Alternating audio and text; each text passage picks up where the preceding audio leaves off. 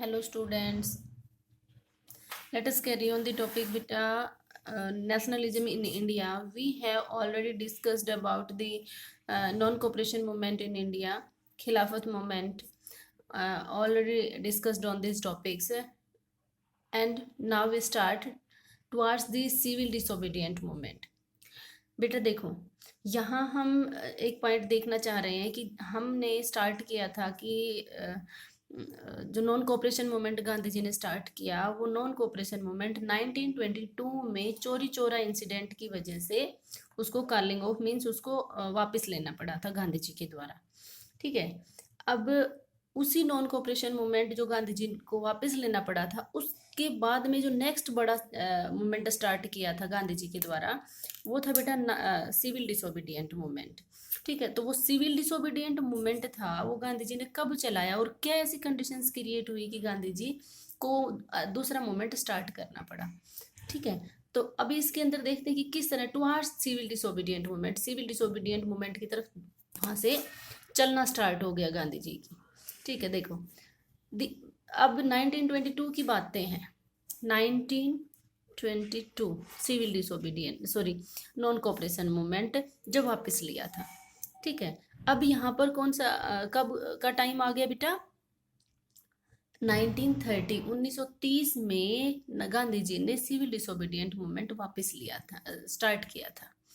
ठीक है, देखो 1930 के आसपास की घटना है, ध्यान रखने। 1922 में हमने नॉन कोऑपरेशन मूवमेंट वापस लिया था गांधी जी ने, और सिविल डिसोबीडियंट मूवमेंट स्टार्ट किया था बेटा 1930 में। ठीक है, अब देखो इंडियन इकोनॉमी वाज फेसिंग, अब 1930 1929 economic crisis faced by the world. पूरी दुनिया में इकोनॉमिक क्राइसिस हो गया था। वर्ल्ड वार फर्स्ट खत्म होने के बाद में, जो 1918 में खत्म हो गया था, उसके बाद में वर्ल्ड की इकोनॉमी को उभरने में बहुत लंबा टाइम लग गया था। 1929 और 30 तक आते आते वर्ल्ड इकोनॉमी है वो बहुत ज़्यादा डाउन चली गई थी। ठीक है, अब उसी टाइम देखो इंडियन इकोनॉमी भी उस टाइम बहुत ज़्यादा इकोनॉमिक क्राइसिस फेस कर रही थी, और एक great depression due to the late 1920s means 1920 के दशक में बहुत ही ज़्यादा महामंदी, ग्रेट डिप्रेशन का मतलब है महामंदी, इंडिया में या इंडियन इकोनॉमी में फेस की गई। 1929 और 30 तो बहुत ही ज़्यादा महामंदी का ईयर था पूरी दुनिया में। पीजेंट्स बेचारे अपने जो प्रोडक्शन किया हुआ जो ग्रेन्स थे या अनाज था, वो उसको बेच नहीं पा रहे थे, और नहीं बेच पा रहे थे तो वो अपना टैक्स पे करने में भी अनेबल हो गए थे। 1930 तक आते आते जो गांव वाला रूरल एरियाज था, उसमें मतलब विद्रोह भी होने लग गया था, और इसी के अगेंस्ट कंडीशन सारी उथल पुथल थी। इंडियन कंडीशंस थी वो बिल्कुल स्टेबल नहीं थी। उसी के अगेंस्ट में जो ये कंडीशंस थी, उसके अगेंस्ट में एंड अगेंस्ट दिस, ध्यान से सुना बेटा, जो ये कंडीशन बताई, इकोनॉमिक क्राइसिस आ गई थी, पीजेंट्स टैक्स पे नहीं कर पा रहे थे, अपना सामान नहीं बेच पा रहे थे, इसी कंडीशन में, और विद्रोह भी जगह जगह विद्रोह होने लग गया था ब्रिटिश गवर्नमेंट के अगेंस्ट में। अब इसी के अगेंस्ट में क्या किया, साइमन कमीशन को सेटअप किया गया। अब देखो साइमन कमीशन इंडिया में कब आया था बेटा? 1928 में। 1928 में साइमन कमीशन इंडिया में आया। अगेंस्ट दिस, अब जो ये सिचुएशन थी ना बेटा, अगेंस्ट दिस, इस सिचुएशन के अगेंस्ट में statutory commission was constituted by Tory government under the chairmanship of Sir John Simon, known as the Simon Commission। इसी कंडीशन के अगेंस्ट में एक स्टेचुटरी कमीशन को सेटअप किया गया। स्टेचुटरी कमीशन का मतलब क्या है बेटा? संवैधानिक आंदोलन। ठीक है, संवैधानिक नहीं, वैधानिक आंदोलन, एक वैधानिक आंदोलन, संविधान तो जो हमारे कॉन्स्टिट्यूशन में हो, एक वैधानिक लीगल एक कमीशन बनाया गया टोरी गवर्नमेंट के द्वारा, और किसके चेयरमैनशिप में? उसका हेड कौन था? Sir John Simon. और इसी के लिए उनके नाम से ही इस कमीशन का नाम रख दिया सर साइमन कमीशन। और यह कमीशन मतलब यह कमीशन देखो, this commission was look into the constitutional system in India and suggest changes. अच्छा, इस जो एक कमीशन था, ये आयोग था, इसका काम क्या था यह कमीशन भारत में संवैधानिक व्यवस्था की कार्यशैली, जो हमारी कॉन्स्टिट्यूशन जो सिस्टम था उसकी कार्यशैली भाई किस तरह से काम कर रहा है, ठीक है, उसके बारे में बताना था, उसकी स्टडी करना था और उसके बारे में आगे सुझाव देना था कि भाई कैसे काम कर रहा है, ऐसे नहीं ऐसे काम करना चाहिए यहाँ पर।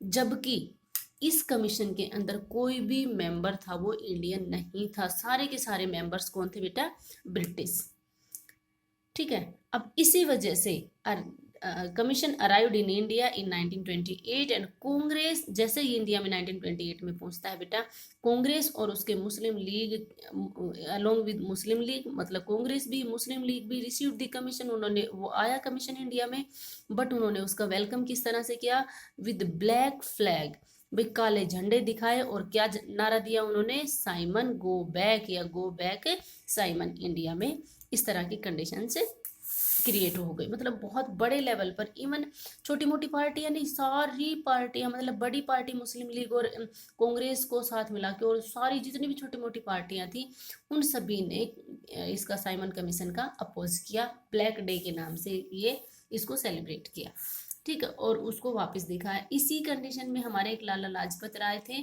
और वो मतलब उन्होंने जो ब्रिटिश गवर्नमेंट थी उन्होंने उन पर लाठीचार्ज किया और उनकी थोड़े दिन बाद में ही यहाँ डेथ हो गई थी इंडिया में, बहुत मतलब बड़े लेवल पर विद्रोह हो गया फिर इंडियंस का, ठीक है।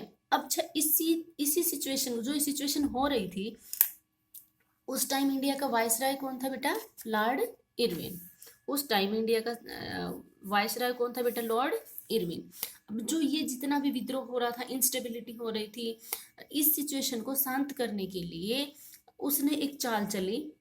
उसने क्या चाल चली बेटा, लॉर्ड इरविन ने अनाउंस किया डोमिनियन स्टेट्स फॉर इंडिया, कि इंडिया का अपना खुद के स्टेट्स, कुछ स्टेट्स को डोमिनियन स्टेट्स सेटअप कर दिया, and a round table conference to discuss the future condition. और फिर उन्होंने ये कह दिया कि जैसे ही भाई आपको कोई प्रॉब्लम होगी तो हम राउंड टेबल कॉन्फ्रेंस को सेटअप करते हैं। राउंड टेबल मतलब 2-4 इंडियंस के साथ में ब्रिटिशर्स बैठ के बातें करेंगे और उसके बाद में वो मतलब इंडियंस के को मतलब सेटिस्फाई करेंगे, ठीक है, जो भी इश्यूज होगा उन इश्यूज पर डिस्कशन करने के लिए 3 राउंड टेबल वो कॉन्फ्रेंस हुई इंडिया में, इंडियन लीडर्स और गांधी इरविन के साथ में, जो इरविन थे उन इरविन के साथ में और इंडिया के 3 लीडर्स। इसमें इंपॉर्टेंट ये है बेटा कि जो ये तीनों आपकी राउंड टेबल कॉन्फ्रेंस हुई, इसमें से सिर्फ सेकेंड राउंड टेबल कॉन्फ्रेंस में ही गांधी जी ने भाग लिया था और इसी में इसको बोला जाता है गांधी इरविन पैक्ट, ठीक है। बाकी और किसी भी राउंड टेबल में, दोनों राउंड टेबल्स में से किसी में भी गांधी जी ने पार्टिसिपेट नहीं किया था। इरविन और अंबेडकर एक हमारे ऐसे थे जिसने तीनों में,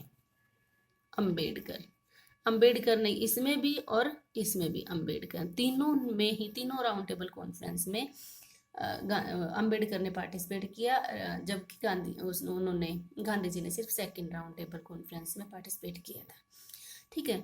अब क्या हुआ, जो राउंड टेबल कॉन्फ्रेंस हुई थी, Indian leaders were not satisfy with this. अब इससे इंडियन लीडर्स को वो सेटिस्फाई नहीं थे और इसी सिचुएशन के अगेंस्ट में जाकर वो दिसंबर 1929 कांग्रेस सेशन जो लाहौर में हो रहा था, उस लाहौर सेशन में गांधी जी के साथ साथ नेहरू ने पूर्ण स्वराज्य की डिमांड की।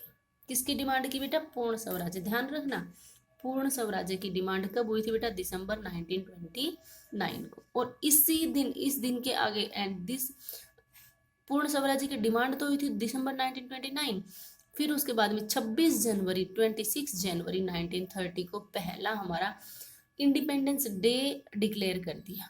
क्या डिक्लेयर किया बेटा, 26 जनवरी 1930 को इंडिपेंडेंस डे। और आपको ध्यान हो कि इसी दिन हमारा अभी क्या सेलिब्रेट किया जाता है, 26 जनवरी को रिपब्लिक डे सेलिब्रेट किया जाता है। और 1930 में भीमराव अंबेडकर ने एक डिप्रेस्ड एसोसिएशन क्लास को सेटअप कर दिया। वन वर्ड के लिए बहुत इंपॉर्टेंट है बेटा ये तीनों ही पॉइंट।